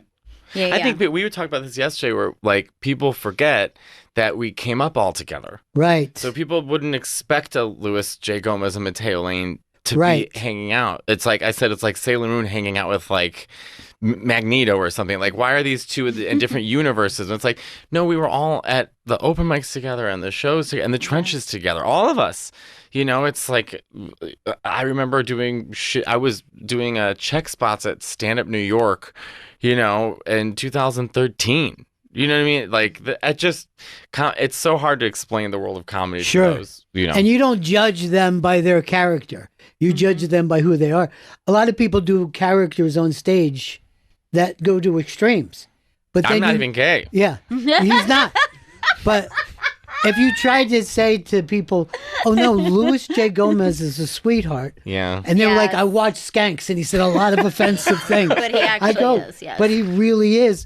He's a dedicated father. Yeah. He's a dedicated friend. And people there's no way to see that because he's not presenting that to people. But I really was touched by the amount of comics that just were so excited. I don't know. To be perfectly honest with you, I don't know what I was expecting. I really don't. I don't even think when I started rehearsals, like, what am I doing? Like, I don't know. Until I was on stage and I was in it, it was happening. I think I was like, oh, this is great. This is incredible. It really is. I mean, and here's the thing. You've always done Liza. It was that was your thing. But to be like in that world now that made her famous has got to be crazy to you. Yeah. It's a lot of fun. I could see why she kept doing Broadway versus film. Mm-hmm. And that she stayed bigger than life, whether she was on. Yes. I don't think I ever told you this story. I think it was a pre-Super Bowl party that we used to have listeners come in and hang out. And, other comics or all would come in. And we were in the studio on 57th Street. And I was out having a smoke or something. I came back. Everybody at the party is stunned. And they're going like this with their eyes for me to look over. And Liza Minnelli was there because she had come to Frank Sinatra's thing. And our producer, Eastside Dave, had his baby with him. And Liza Minnelli had the baby and wouldn't give the baby back, was just loving this baby. Yep. And everyone's like, what do we do? And I'm like, let her have the baby. That's let her have baby the now. And we were doing a countdown because we were going to go live, right? And they were like, okay, Miss Minnelli, we have to go live on the radio. And she held the baby and she goes, do you believe this, honey? We're going live. And she was just like, in that thing, and you're like, let her go. Let her do. You're like, Yes. this Oh baby my is going to God. tell this story to her grandchildren one day. Also, at that point, too, it's like she's an EGOT and Judy Yes. Garland's daughter. Let her Yes. hold a fucking baby. And Right. Let her take the baby home. Let for her take the that. baby Yeah, home. she'll bring it back, Yeah, maybe. of course. No, Maybe. But they I don't wouldn't have trust a her with good a life. plant. It's better there was supervision. Yeah. But I feel, how have you met all of the people that I've wanted to meet? It's like we should have had different lives. It's really true.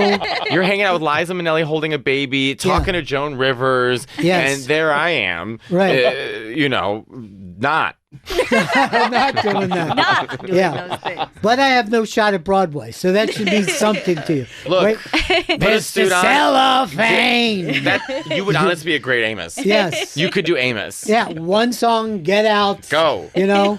That's who I've become close with. His name is Red Concepcion, and Jake, who plays Mary Sunshine. Mary Sunshine and Amos are the two characters that I have become closest with in the Yeah. show. And the three of us just hang out, and there's this one scene where Amos and Red, he goes, the beginning, he's trying to get $5,000, so he goes, I'll get it. And then one night he just went, I'll get it for you, Roxy. I'll get it. And I just couldn't get over how funny that, how something Yeah. hits comics and something. So now every night he does it a different way just for me. Right. You know what I mean? Like he knows that when he's on stage, like everyone now in the cast knows that I'm waiting for this one line. Like, but it's so funny with the band is on stage with you, but it's so Downton Abbey. It's like they and us exist in two different worlds, So Yeah. I make sure every night someone's coming to say hi to me every night. So you go wait on the stage. I'm always saying hello to the band, and because the cast knows them and everyone else, but I'm out so quickly. Like Right. they are downstairs and we're upstairs and they're playing the music and we're running around. It's not a lot of chance to hang out, but they've been around. The cast obviously knows them now. But I don't. So I feel like we separate, so I'm always trying to say hi. And they're these like cool musicians who have played Village Vanguard and played for these amazing art. It's like Yeah. everywhere you fucking turn, these people are so fucking talented. Yeah, I mean, these are basically people who are professional musicians, not in bands, so they can go play with studio stuff. They played with great stars. The talent level that just shows up, no matter where you go in that, it's just stunning. It's crazy. It's stunning. And Krista, who's playing Roxy right now, is 11th Broadway show. You're just surrounded by so much talent. Yeah. But then there's still like, so how do you get started in stand-up? A lot of that question That's going the around. amazing thing is like the thing that you do is their fear Yeah. of not having Right, the support, the and the support, cast, and yes, the direction. There's no direction. yes. If you're lucky, somebody comes over and goes, "Here should be a tag for that." Yeah, Yes, and I think- Yeah. literally, yes. And yes. also, I think anybody who works with scripts can't imagine any art form that doesn't involve Sure, scripts, of too. course. Like you're like, well, what do you fall on? Where do you go to? Well, I just did an interview where I said the exact same thing where I was like, on Broadway, it's like you spend a long time rehearsing to prep and get the show together. And it's difficult. The lines, the choreography, the dancing, the this and that to present. Where comics, it's almost like reverse engineering. Right. We start out on the stage failing and then have to sort of figure it out that Right. way. Yeah. Of course that's a nightmare. Of course, like Sure. 99% of the population is like, well, that seems like a nightmare. I'm not going to do that. you know? Yes, yeah, it doesn't make sense. But also the fact that in these things, the director gives up at a certain. He turns it over, so the director puts all this together, and he's like, "Okay, you guys, go." I keep wanting to punch stuff up and you can't. Right. So now I do like gestures or say things a certain way. Yeah. That gets a laugh. I've made Billy like a funny character. He's a fun Right. character, but he's not funny. Right. So I've gone and done stuff that I'm like, That's so this adds a cool. little pizzazz Yeah. to Billy. I gate him up is what I'm But trying it to is, say. yeah. That's what I'm trying to get at. But that is a character that is like a famous character now. Yeah. I mean, you're Yeah, playing yeah. a thing that a lot of great people Richard have Gere. played. Richard Gere, who really isn't big in singing and dancing, but brought the sexuality Sure. to that role. It's it's a weird thing. Like when you think of how many people play these roles, there's nothing else like that. Well, it's funny because you humble yourself quick. Right. Because you see the wall, they show the wall, all the people that played this role, amazing actors, even like people who step in, like Usher, who comes in, which that would have been amazing. And then you see Jerry Springer and you think, okay. Right, yeah. You know, yeah, it can't be that bad. It was a slow point in ticket sales. Get Springer in here. Get Springer in here. It's, by the way, it's always fun when that happens too. When there's the real ridiculous stunt casting, everyone's excited. Wendy Williams did Mama Morton once. It's online. It's one of the worst performances I've ever seen. She goes, they're supposed to go, when you're good to Mama, Mama's got. She goes, when you're good to Mama, how you doing? I mean, it was insanely inappropriate. And I love it. That kind of shit I eat up. Yeah, it's so funny. What a character. But isn't it funny, like when a movie gets redone, a lot of people are angry, you know, like why? And then the plays get redone daily. Yes, constantly. Absolutely. Also, what are we getting angry at over movies? Like, if you don't like it, just watch the original. What is this like? Well, it's the same thing as like any, God forbid, there's a gender flip, a different race, and they're like, this changes everything. What the fuck does it change? I would it's say it's a fictional character. I know. People get upset. I would sit them down and be like, what's this really about? Yeah. That's the question you have to ask. What is this really about? Shut up. There was so much of that with God, the Odyssey. I feel like God, all I know about the Odyssey is Greek just enough. like, yes, it's just like, it's not Greek enough. And oh my God, we can't have a trans man in it. We can't do, like, I'm like, what are you guys, so we can't have a black woman play Helen. I'm like, what are you talking about? You guys don't give a shit about this fucking ancient text. Right. And now you care? What's the line? Like, do they have to all speak? What was the language then? Conanian Greek? How was like? Yes, what kind of it's Greek not even. was it? Yeah, exactly. It was before it was even influenced by Latin. It's a Yeah. language not even spoken anymore, really. Yes. So do we have to? Do we have to go there? Y'all Should big Homer Technically, fans? we shouldn't even be filming it because cameras weren't invented. Exactly. But you know, here's the thing. There are gods and goddesses in it. Right. It's fictional. Like it's. But I honestly believe this. If you would have taken young Denzel Washington So hot. and he's playing JFK, Yeah. maybe for the first couple minutes you're like, this is weird. But after that, you would just be watching it because he's a good actor. In the same way that I watched C-3PO and said, I'll buy it. Right. Yeah, You know what I'm saying? Yeah. Yeah. I mean, I get it. Shakespeare is a good example of that because you just have great actors take on whatever role and you don't worry about the race or the gender of the, like, oh, and when this was written, it wouldn't. Well, fucking all men were doing it. It was a drag show, honestly, when it was first performed anyway. It was drag. You're right. But I think even a lot of people like to think, oh, Burton did that better while they're enjoying the play. You know what I mean? Right. Like they could look at it and still go, yeah, but he's not quite Burt. Mm-hmm. You know Well, what I mean? that's that to your point. That is the mentality it should be, which Yes. is like, I didn't agree with the choices, but I'm still gonna enjoy it. Or like, if you watch, like, I mean, how many Batman movies have they made now? Yeah. 9,000. You know what I mean? By the time we got to Batman and Robin with Uma Thurman, it's okay to think to yourself, Right. I think the first one was better. You're right, Yes. right, exactly. You know what I mean? Yeah, But yeah. I don't have to be enraged by it. It Right. just is so. I mean, what do I mean, I get enraged by things, but it's to be funny. Right. You know what I mean? Not because I actually give a shit. I'm enraged by everything. Well, yesterday I was trying to find a fucking protein pack and I couldn't. And I'm just walking through Times Square and I was like, if everyone here was just run over by a truck, I'd be fine. God, I hate Times Square. It sounds so hacky New York thing to say, but it is just the God to honest truth. It's crazy, yeah. Times Square is full of a bunch of You also- fucking idiots. You can't find anything. No. You really can't. There's nothing there. Fran Lebowitz said it best. There's nothing there for a New Yorker. Yes, exactly. God, she's that a bit shoe that she did repair. was so She's like funny. listing all the things like they actually need Yeah. in Times Square. But remember, she was also saying like, it's embarrassing if you see somebody you know. It's so She was funny. like being caught in a gay bar in the 70s. Right. Like you were Like, suddenly I don't outed. normally come here. Yeah, I'm I doing just happen- research, Yes, like- this is Yeah. just a very Yeah. strange coincidence. And what I love is you can see the other New Yorkers trudging through Times Square Yeah. and they're mad about it because tourists walk on the sidewalk slowly, managing to take up all the space. And then you look in the street, where the bikes are supposed to be, and that's where the New Yorkers are walking. Right. So they've created two different walks. It's like the New Yorkers are like, fuck these idiots, and then the tourists were like, M&Ms. You know, Yeah. it's just, it's insane. Can you believe there's a store? Nothing but M&Ms. Think of an M&M. They've got it. They've got every single Go one. ahead, honey. Go in and get some M&Ms for yourself. Here's $20. And then you beg your friends, like my coach, his name is Andrew. He's coming to New York just to see the play, and we're gonna work out together. You know the whole thing.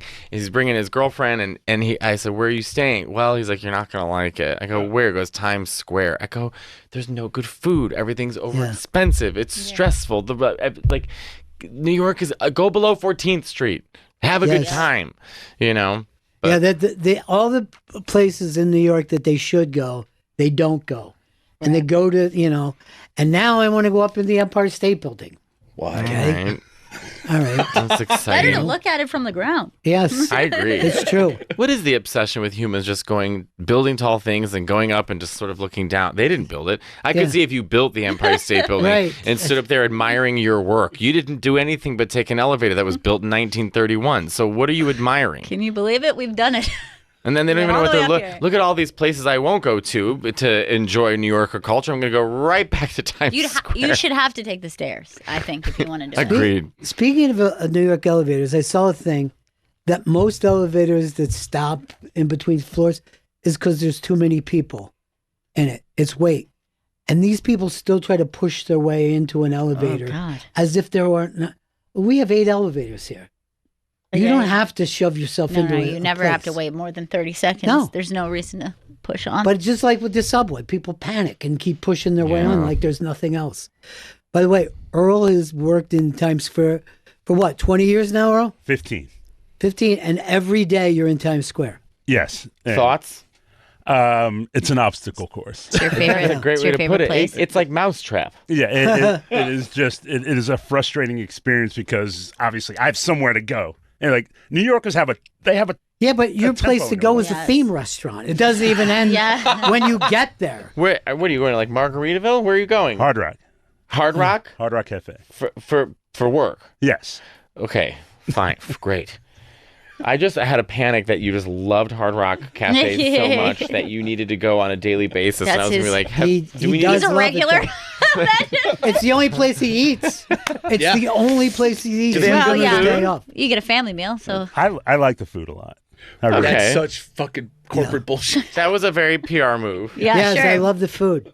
Nobody loves the Do we food. sound like snobby? Well, isn't that the benefit of being in New York for this long? Is we can be snobby New Yorkers? Like, we've earned it. Yeah, of course. But I do like to see famous people's pants while I'm eating. Yes, look at those pants. Yeah, they do that. They hang up their pants. That's right.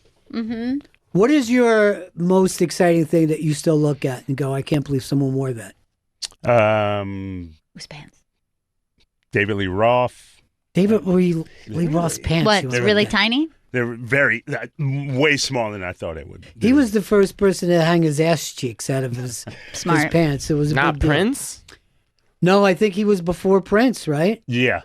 Prince started I mean, doing David What do you Lee mean, like Roth. the low cut? Yeah. real low cut. No, he had it was like, I forget. 70s. Yeah.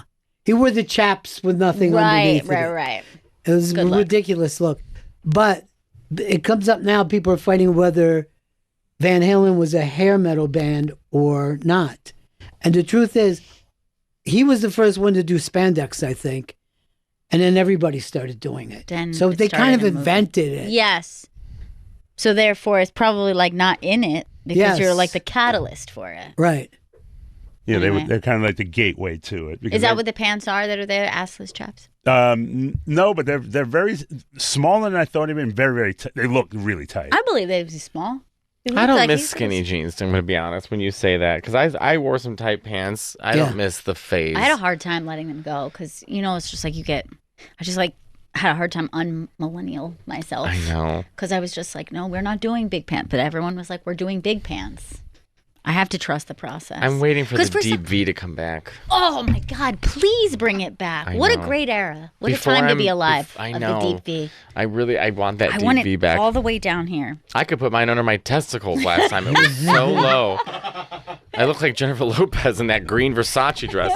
But you know what they say, that if you were young enough to be in that trend, Mhm. you should never do it again when it comes back. Yeah. You're like, you'll suddenly look ridiculous for all the things that you were wearing 20 years before. That is true, Yeah. but it is strange now. Now that I'm 40, if I see like teenagers walking around, it's almost there's like a second you have to stop and realize you didn't go back in time because they are dressed Yes. exactly the way Right. we were in high Yes, school. it's really weird. Saggy jeans, carpenter jeans, Jinko chains, jeans. Yeah. Yeah, I'm like, Jinkos. I was like, on the what? on Wore the those train constantly. today with like a kid with straight up Jinko jeans. Yeah. today, and I was like, wow.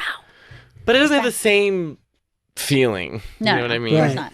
I think the connection to the internet's kind of ruined anyone feeling any kind of anything special. Well, it also, Yeah. like, Except for Justin Press. here's the thing. It's like when there was like Lower East Side stuff before the internet, it would take years for that to get out to the public. Now, if something's happening in the Lower East Side, kids in Nebraska are wearing it the next day. Yeah. You know what I mean? Like like people would get so mad when corporations, big fashion companies would suddenly start to copy like Madonna's look from 83 Right. when she was doing all the thrift store stuff. Now it just happens like that. It doesn't belong to anybody. It does make places feel less like when I was a kid, like 15, I would go to Italy. It wasn't just obviously the culture, but it was how people looked that really threw you. Right. Because you were like, wow, they dress differently. And Yeah. now the way people dress in the Lower East Side is exactly how they dress in Rome. Like Right. there is no difference. Yeah, that is very true. So you're just like, oh, it's cool in a way that people can spread like fashion like Right. that. But then, like you said, it kind of makes things homogenized, not unique. Well, And you'll see families walking in New York and then they'll start speaking German. And we're like, oh shit, I thought you were from fucking Arizona. Right. You know what I mean? Right. Like they're dressed the same stupid way in athletic wear. Yeah. Athleisure. Yes. Matteo, this thing that you're doing right now, it's like you were bringing up about how many comics came to see you and all, but feels like this thing that when you succeeded at this, that everybody felt good about it. Everybody that's who knew nice. that you were good. oh, You know what thanks. I mean? Like there becomes a thing where you're like, you could say to people, I remember this guy. Mm-hmm. And I knew he had all the talent in the world. And it's not the same as discovering somebody. Like I hate when someone said I discovered somebody. Yeah. You recognized Right. what came into the room, and that's the way when we first met you that we all felt like Oh, you guys are very sweet. we didn't Thank want to you. pinpoint it, or put you in a thing, but we were like, yes, this guy can do whatever he wants. He's fearless. Well, it does feel nice that like, yeah, it feels, you know what, it just feels nice that I have the opportunity to do it and I face the challenge and, you Right. know, it's hard work and I really like it and comedy made it possible for me to not only be used to that kind of grueling schedule, but also to like challenge and want something different. And so I feel like I'm able to do it, which I'm very blessed and have fun with it too. Comedy has like been the solution to everything in my life. Isn't that amazing? Yeah. And now you do it all over the world. I know it's crazy. Like even in places like very few moments like you stop and think this is insane. But I remember I was in Madrid and Barcelona, and not a lot of American comics go there. And I'm doing like a 2,000 seat theater, and even the promoter was like, "Well, this isn't very common, so we don't actually know how the audience will respond. Like we know with like Norway or Germany or Amsterdam where comics go to, even Paris." But Spain, Italy, these places they don't go to, and they were the best audience I've ever had in my life. And I'm like, it's just so strange. Like I just posted sitting on the toilet a joke, and that results to people purchasing a ticket in Madrid to come see me do stand up. It's so strange. It really is. And I mean, like, it's a fairly new thing to do international tours, but I'm always like, is it local people who speak English? Is it expats? It's You know, locals. I ask. I say Yeah. who's from Spain, and like 80% of the room claps. That's amazing, man. I know. I honestly think like being able to perform internationally, I really do think the gay thing is kind of that thread. Right. Not that my audience is not predominantly gay. I mean, it's a lot of gay people, but also a lot of women, straight Yeah. women, and straight men. Right. They're always, I always like, we're the straight men. They clap, not synchronized, but they do clap. You know, it's always like discombobulated. But I do think like the experience of growing up gay and seeing the world a certain way, Right. is relatable no matter what language you speak. We all go through that time where we're unsure of ourselves, or I don't know, like self-doubt, whatever. And so you hear someone sort of processing that with humor, and I think whether you're in Spain, Germany, or wherever, it's the same. And it does, like, you can't explain that to a kid, but the outsider thing works. It's even like kids that are forced to travel with their parents when they're younger and their dad's in the army or whatever. All right, we got to let this go. We're at the end of it, but you're the best, Mateo. I love you guys. Mateo Love you Lane in Chicago on Broadway as Billy Flynn now through Sunday, so don't miss it. Tickets, go to chicagothemusical.com. All right, that's it for us. By the way, you're going to be able to hear Mateo on podcast, and see you tomorrow, guys. Thank you guys.